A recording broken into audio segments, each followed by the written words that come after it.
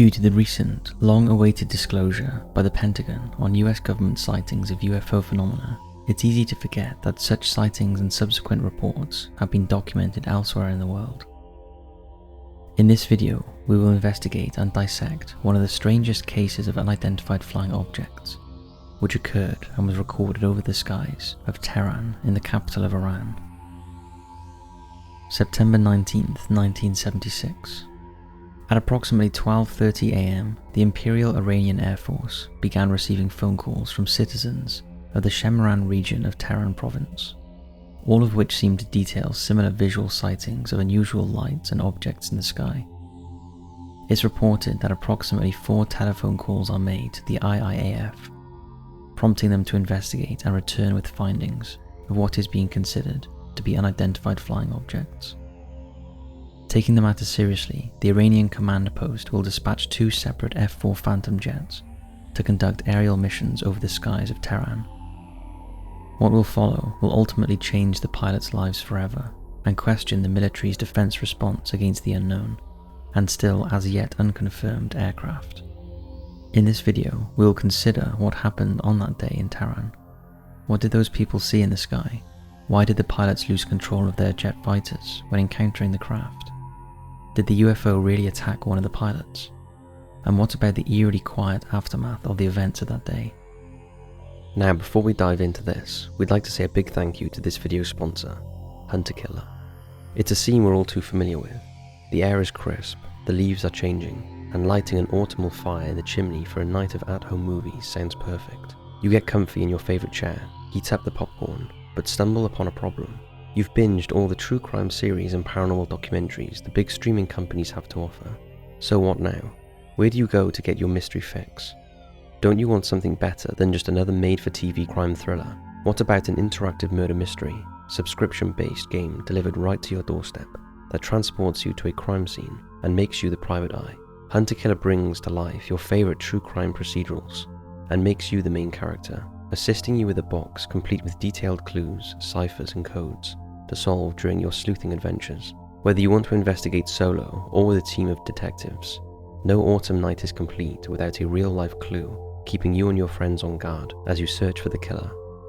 Even if your friends are in another time zone, hop on Zoom or Skype and investigate your case using the documents provided in each box, full of detailed character dossiers with brilliantly written backgrounds and narratives of a quality not seen in other true crime projects. The best part of all is for the price of a sit-down meal or trip to the cinema, you can relax and stay at home for the detective experience you've always dreamed of. We here at Top 5s also want to highlight the community Hunter-Killer builds outside of just sending boxes to doorsteps.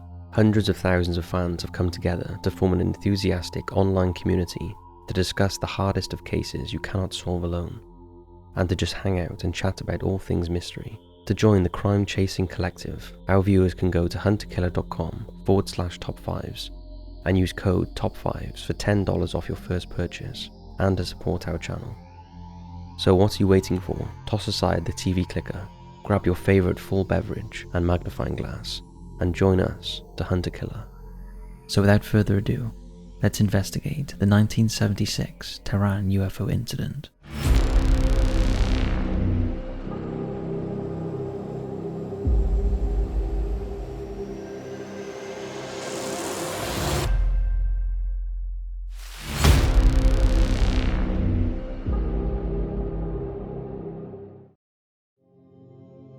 At 12:30 am.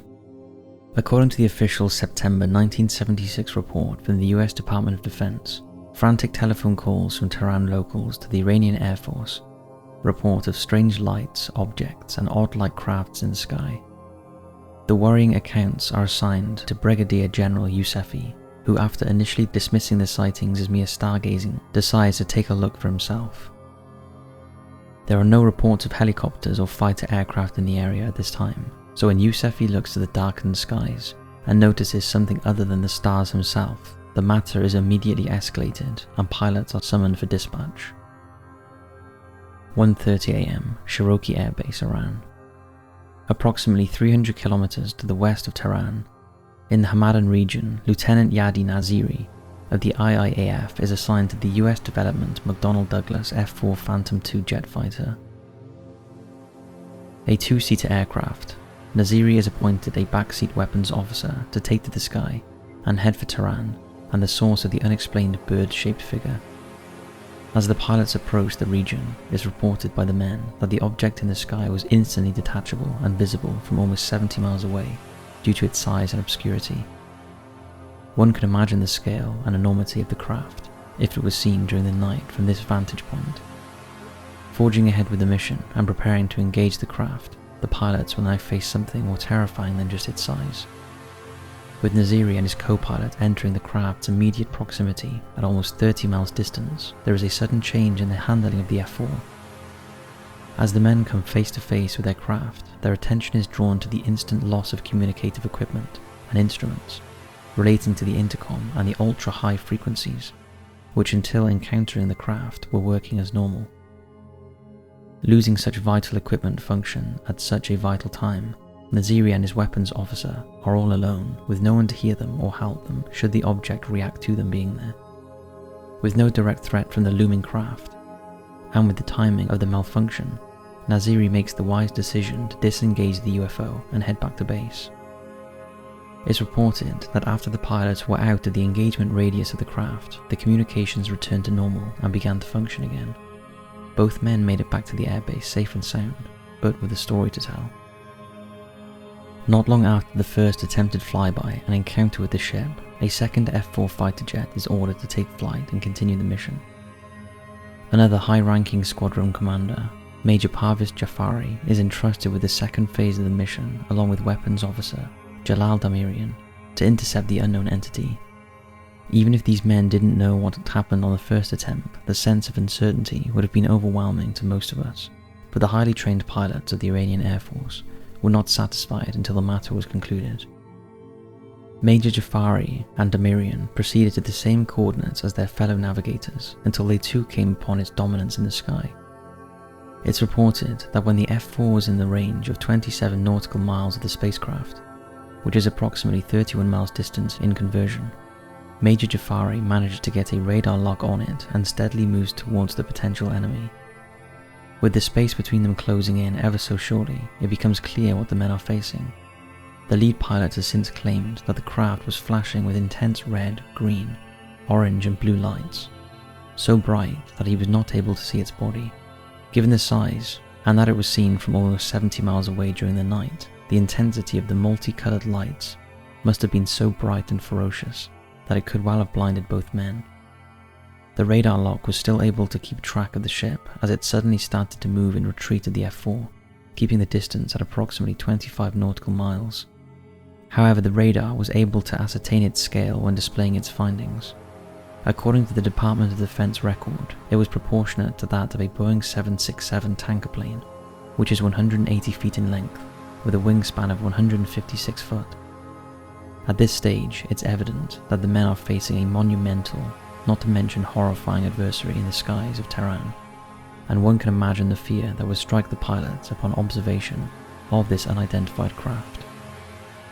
Its capabilities, weaponry, and identification of who or what was controlling the craft was still unknown at this stage.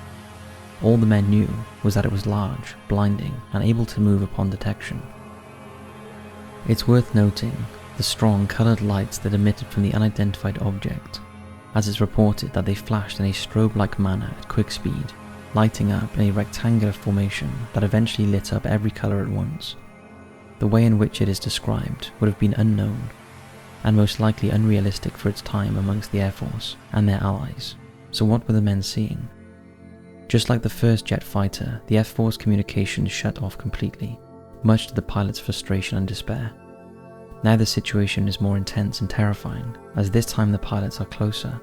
The craft is moving, and the decision has been made to go on the offensive, and potentially attempt to fire upon it. Heading to the south of Tehran province, and without any communicative support, the pilot's exposure and weakness is tested to its limits, as the craft decides to strike first. A large ball of light is seen to appear and detach from the UFO, and is eerily described by Jafari as, "It started coming straight towards me at a high rate of speed, almost as if it were a missile." Jafari is able to avoid the oncoming orb due to his quick thinking and training. Deciding that enough was enough, Jafari and his co-pilot re-engage and attempt to fire a short-range air-to-air sidewinder. However, much to their surprise and horror, the guided missile does not activate or launch. Alone, unarmed, and now in the enemy's sights, the men have no choice but to retreat from the ever-threatening diamond-shaped vessel. Jafari performs a negative G-dive maneuver, which allows them just enough time and space to evade the oncoming projectile and begin their escape. As the jet began to distance itself from the craft, the men, obviously shaken by what they had seen and encountered, could only watch in amazement at what happened next.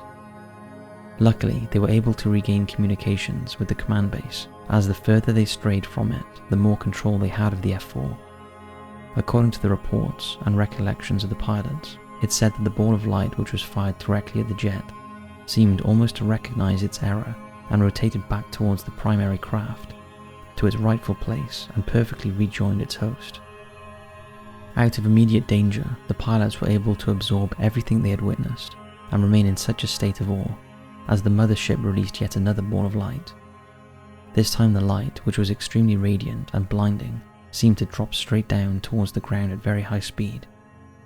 As it plummeted to the land below, Jafari and Damarian braced themselves for maximum impact and prepared for an explosion, or possibly worse. However, as it came upon the ground, it drastically reduced in speed and came to rest very gently on the land. The pilots were able to observe this miraculous sight from the sky and noted how the glow from its core expanded to a radius of approximately 3 kilometers. With the pilot's superiors regaining communications, the men were ordered to return to base. Knowing that they had escaped with their lives from an unknown force must have been such a relief to them, and so they gladly obliged by adhering to their orders and heading back to the safety of their command post. This is when things turned very, very quiet. As the men were heading back, they reported seeing another cylinder-shaped object in the sky, which again seemed to radiate bright lights at different ends of its body. When Jafari radioed to the communications tower, there was no mention of any other aircraft in the area or skies nearby. Nothing. Another report from a different zone, of Mehrabad, was from an airliner which encountered communication problems as well, but didn't recall seeing anything strange. As the early morning hours brought daylight to the skies of Tehran, Jafari and his co-pilot needed answers, and so decided to take a helicopter up to the air and head back to the spot where only a few hours before had changed their lives, and almost ended them. Returning to the scene, the men came upon an empty space with nothing but land and normality. Nothing seemed out of the ordinary, nothing remained or seemed affected. It's as if nothing had happened at all. Though the 4 pilots' testimonies were logged and subsequent inquiries were made, it was quickly filed away, as even local residents advised that nothing overly bizarre occurred through the night, only a bright flash and some rumbling. No one was injured, killed, and nothing damaged, so the case was closed. Since the events, there have been numerous spectacle explanations for what occurred. Perhaps the men were inept when dealing with the communications and instruments within the cockpit. Perhaps the bright light they saw in the sky was a shining star or planet. It is also known that during the month of September, meteor showers are a regular occurrence, so perhaps this could explain the orb that came hurling towards them. All very worthy interpretations and examples, but no definitive answers either. So I guess we'll never know for sure what happened on that eventful night in September 1976. Did the men really encounter a UFO? As ever, there is more questions than there is answers. With the resurgence of reports, exposé, and documentation through the continuous fight for the freedom of information, accounts of unidentified craft and alien activity are becoming more and more deliberated and discussed in the public domain, as well as government officials. In the age of the internet, such discussions, online posts and videos are constantly being uploaded and updated to educate us on things we do not know or cannot explain. During the early expositions and video releases of UFO phenomena, one can easily be drawn to the Phoenix Light story or the Roswell incident of 1947. However, as time has progressed, the net has been cast wider than ever before, and so the 1976 Tehran UFO incident can now safely be ranked amongst the strangest and haunting cases of all time. Thanks for watching this video. We hope you enjoyed. Don't forget to subscribe to Destination Declassified for all your UFO, alien and conspiracy topics. And we'll see you again in the next video.